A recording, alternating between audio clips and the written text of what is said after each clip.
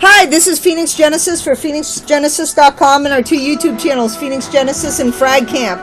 And I'm here with Chris Philos, El Capitan 1 if you want to, El Capitan Kit 1, sorry, on the PSN network and on Xbox Live if you want to add him. And we're having a nostalgia day, even though it's not Throwback Thursday, it's Retro Friday, Chris calls it. Yeah. We're playing one of our all-time favorite games, action-adventure game called Brave Fencer Musashi. Yes. By Squaresoft Legends. And this was the day. So Chris, when did you first play this game? So I played this game when I was like I was 6 years old, and I briefly remember some certain things, and there are certain points in this game where it just nostalgia hits, and I pretty much end up getting stuff done. I don't know, it just comes to mind. I think it's pretty cool. But you said your dad actually played these games. They were his games. Yeah, these were my dad's games. So I pretty much had to play through this challenging game every single level.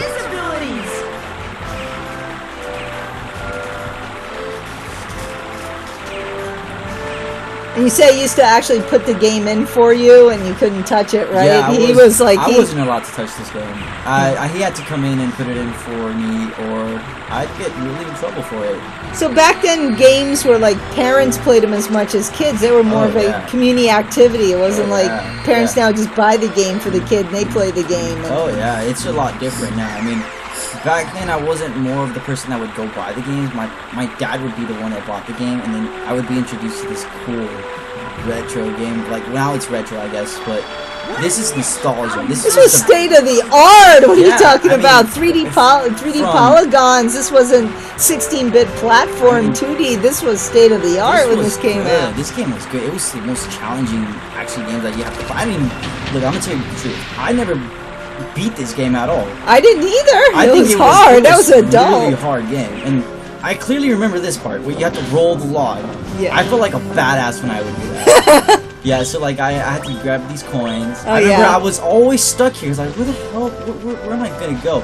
And I remember I was like, okay, wait, I gotta jump over this log. As a kid, though, it didn't make sense to me. But then you had to think. You really had to think strategy. Strategy was strategy. As a little kid, you think that maybe you could move this, but it was no, wait, you had to attack it, and it would go down. When these little brief moments like that, it was just, wow, it's okay, I get it. Yeah, you had to play the game and understand the game mechanics, and it was simple to pick up, but it was hard to master. I remember this spiral tower, bum. I'm telling you, when you go into this thing, you don't remember what you're supposed to do.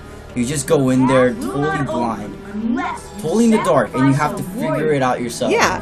You have to sacrifice a warrior. You didn't think it was not whack a statue, that was the warrior. Where's a real person to fight? Yeah. And look at those things. I mean, those are menacing. It was like Easter Island, And then I remember I was always getting impatient. I would always get impatient to get zapped. Hey, something's under this it's Megatron. Yeah, it was just one of those things. You gotta step on it. So then, there you go. There you go. Look at that, and then you just gotta. I mean, look at that. That's that gave you nightmares when you're 6. No, it's just that menacing music and that one time where I ended up I figured it out when I had to hit the statues. Yeah. And then I wasn't very patient because this game takes patience. Oh, a lot of patience. So then, if you weren't patient, you would just get zapped. Oh yeah. So, for example, I'll show you guys real quick just to get zapped on this one. Let's get zapped. Get to this one. Okay. So I was very impatient. This is me. And then I get hit. I would get hit exactly like that. So then this is pretty cool. Oh yeah, that was cool. Like I said, I'd like to actually redesign some of this for Minecraft for PS4. This is awesome. Look at that tower. That's that was the easy part. That was the easy part. It's the Tower of Babel. Yeah, then you have to start going up here. Yeah. And then you got I mean, yeah, this was it had a lot of those rolling wheels from the original Crash Bandicoot that kind of came a few years before this. But it had a new twist to it because it wasn't just going straight. I mean, you had to go, you were going up and down. And yes, as we realized earlier when we were kind of warming up, yes, you can fall off this thing very easily. So, you guys have analogs nowadays. this was used D-pad only, so it made it a lot harder to control the character. Oh yeah, no, I remember the first Crash Bandicoot was D-pad, and that's still my favorite Crash Bandicoot. But oh my god, that's not used to that. D-pad. It hurts my fingers. Thump, thump, thump, and look at that creepy skull. It's like the early predecessor of Doom. Where is this place? When the Guardian Flame is blanketed with darkness. The Guardian Flame is blanketed with darkness. A light will lead you from above. So yeah, they gave you these cryptic clues, like the Oracle, you know, and that bat thing, yeah, like that Pokeball purple thing flying around, and yeah, that kind of creepy Skeletor there, and that robotic guard dude. I mean, come on. Yeah, it had RPG elements, but it was still action adventure, and I think that was a new genre. I never think, like, they had action platformer games, and they had, I mean, except for Zelda, but they had action, and then they had RPG, and this kind of combined it. It was an action RPG, and I think, if I remember, that's how they marketed it, and I was very excited for this game to come out. Yeah, so, like, for me to remember certain things in this moment, it, like this part right here, this particular bell part. Give it a second. Hey, I know. So Michael. If that bell drops onto the flame, it'll go out. See, they tell you thing knows how they do it in red. If the bell, like, you know, goes over the flame, like the hints were red. You know, they were like, "Hello," right in your face.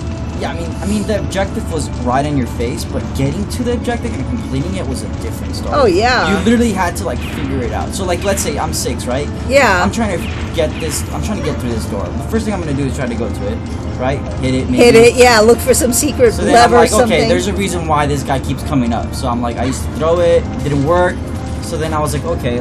I would try to cut the skull, like, so you know, the rope. Maybe if I do that, or I tried this, and I tried it again because that was one of the first moves we learned. So I was like, okay, maybe the power, his power. I forgot what was the power. Simulated gunshot. Yes, a gunshot. And yeah, you can press O button to shoot telekinetic bullets. Yeah, rapid fire. Bam, bam, bam, bam. Like, so you get your energy from him, and then you like kind of Uzi the door. So then I try to. There we go. So I was like, okay, where do I do? And then I hit the chain right here.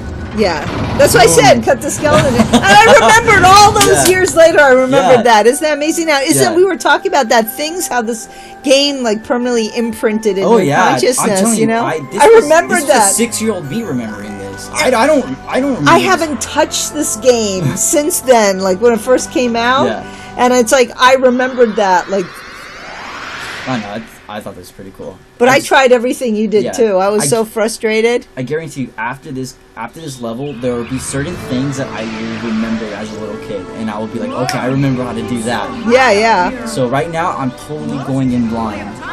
So let's try it out. Let's stop for a minute. Yeah, of course. Save this section. Let's do it. Okay, let's stop this.